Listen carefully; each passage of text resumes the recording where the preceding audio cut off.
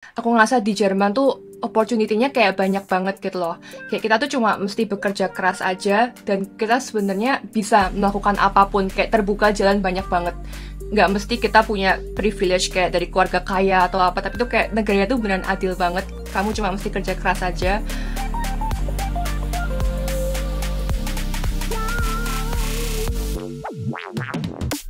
Hai teman-teman, selamat datang kembali di podcast 15 menitan, official podcast Banyak Broadening, di mana kita membagi cerita generasi muda yang masih berjuang untuk masa depan mereka dan masa depan Indonesia.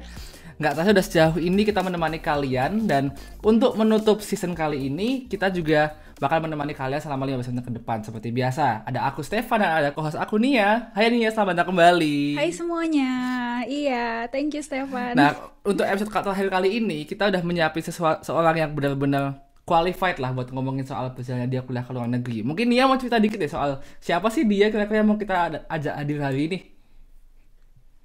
Oke, berarti ini aku ya Steph ya. Mm-mm. Jadi kita tuh mau ngundang guest yang nggak kalah menarik nih sama guest-guest sebelumnya di season ini. Setelah sebelum-sebelumnya kita udah ngundang kayak high performing people yang bener kayak entah itu influencer atau macem-macem. Di sini kita juga mau ngundang orang yang pinter banget karena dia juga punya experience kuliah di luar negeri sejak SMA. Jadi nggak cuma dari kuliah aja.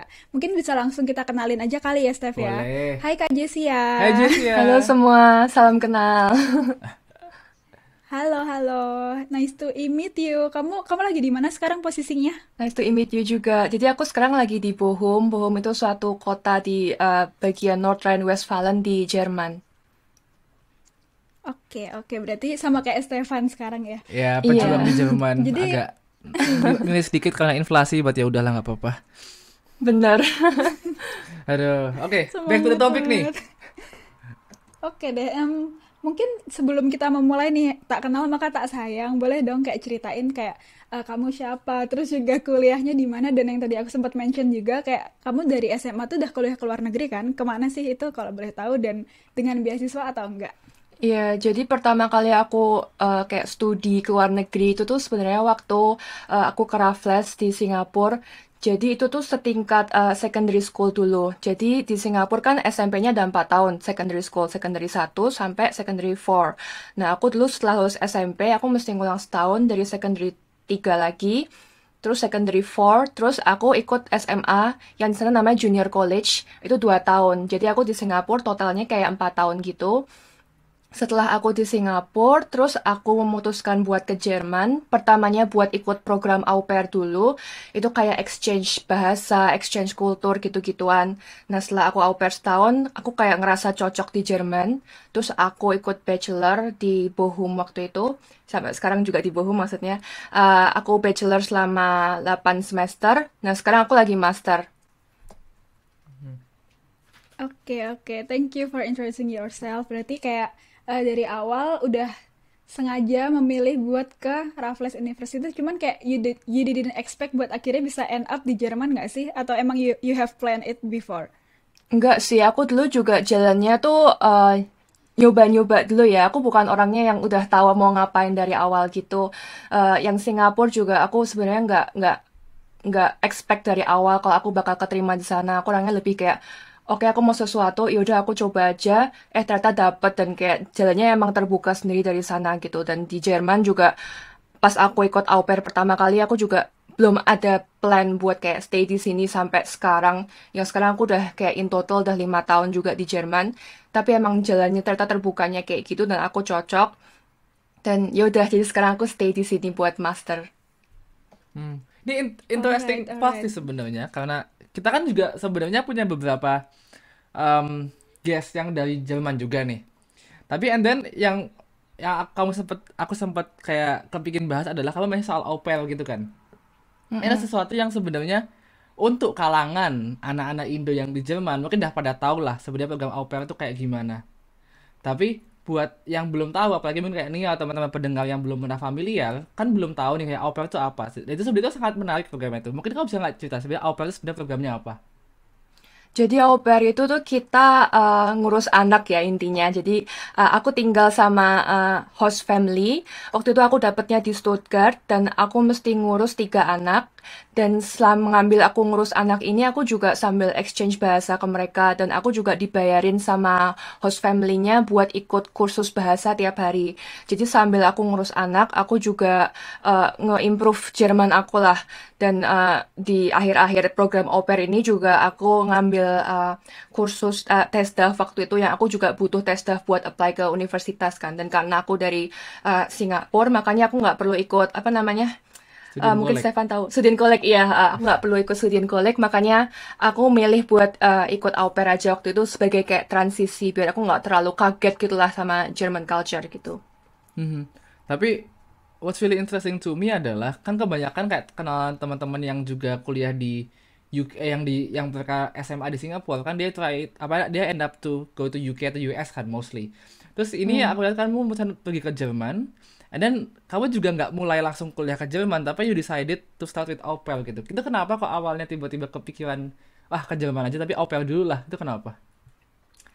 Jujur waktu itu aku sebenarnya bingung sih dan aku kayak kayak nggak ada plan gitulah, makanya aku sebenarnya di Jerman tuh bukan karena emang dari awal pengen ke Jerman gitu, tapi lebih ke jalur coba-coba gitu loh. Karena sebenarnya dari awal tuh aku kayak plan aku tuh buat stay di Singapura, kuliah di Singapura, dan waktu itu tuh Hmm. aku tuh lumayan certain aku tuh pengen kuliah arsitektur.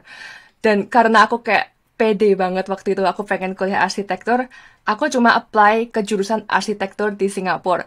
Dan karena waktu itu kayak lack of planning ya kayaknya dan kayak terlalu pede, aku cuma apply satu jurusan doang dan nggak keterima. Terus gara-gara kayak gagal diterima itulah aku kan pertamanya ya kayak sedih dulu, terus aku kayak mikir waduh gimana nih kok sekarang nggak keterima apa-apa, ntar kayak ketinggalan gitu kan sama teman-teman yang lain. Tapi setelah melewati fase-fase kayak menerima kegagalan itu, aku mulai kayak mikir kayak mungkin aku sebenarnya emang nggak sepengen itu gitu loh, emang mungkin jalan aku bukan arsitektur gitu. Terus aku mulai mikir-mikir dan kayak apa ya, aku dulu kayak pengen explore aja sih. Aku kan belum pernah ke Eropa juga dan aku baca-baca di internet kata di Jerman gratis. Dan waktu itu ada anaknya teman mama aku yang udah kuliah di Jerman juga dan dia juga cerita-cerita, oh di Jerman tuh enak, di Jerman tuh gini gini gini. Dan karena cerita-cerita itu aku jadi kayak, mungkin Jerman seru juga ya. Dan waktu itu dia jadi kayak ngasih aku kontak ke ibu guru bahasa Jerman yang di Bandung dan dia jadi yang kayak ngebimbing aku dan dia nunjukin aku kalau di Jerman tuh jalannya banyak, misalkan ada student college, ada au pair, ada FSJ kayak kamu volunteer gitu. Dan akhirnya aku memutuskan buat ikut au pair dan pas aku di au pair aku ngerasa cocok. Aku ngerasa di Jerman tuh opportunity-nya kayak banyak banget gitu loh. Kayak kita tuh cuma mesti bekerja keras aja dan kita sebenarnya bisa melakukan apapun. Kayak terbuka jalan banyak banget. Nggak mesti kita punya privilege kayak dari keluarga kaya atau apa. Tapi tuh kayak negaranya tuh beneran adil banget. Kamu cuma mesti kerja keras aja. Dan karena banyaknya opportunity kayak gini, aku jadi cocok di Jerman dan aku memutuskan buat stay di sini sampai sekarang gitu. Wow, interesting story. Jauh ya sebenarnya dari arsitektur akhirnya kuliah bisnis kalau dipikir-pikir. Tapi before that kayak kayak salah satu hal yang gini, waktu pengalamanku waktu aku pertama kali mau kuliah di Jerman kan emang orang tahu karena aku lulusan UN kurikulum Indonesia kan aku butuh student collect kan nih. And then waktu aku cerita ke teman-teman juga yang kuliah di Indo, mereka tuh pada mention, "Ah, kamu ngapain sih kayak itu kan kayak SMA lagi kan kesannya, kayak kamu harus belajar lagi 1 tahun, kayak kamu ngabisin waktu, kenapa kamu nggak langsung kuliah aja gitu." Dan kalau dipikir kan kamu sebenarnya bisa kan itu langsung dengan A levelmu dari Singapura langsung daftar ke di Jerman. Tapi kayak you purposefully decide emang kamu ngambil au pair gitu. Do you think it's really worth it experience buat ambil 1 tahun and then understand the culture? Iya sih, menurut aku meskipun aku juga ujung-ujungnya jadi kayak lebih telat ya dibandingin sama Mhm. teman-teman yang di Indo gitu. Aku jadi kayak buang setahun buat au pair dan aku dulu juga setahun buat belajar bahasa Jerman dulu di Bandung. Tapi itu nggak bisa apa ya di compare karena life is not a race gitu kan. Just because someone lulus S1 duluan bukan berarti dia lebih successful juga gitu loh.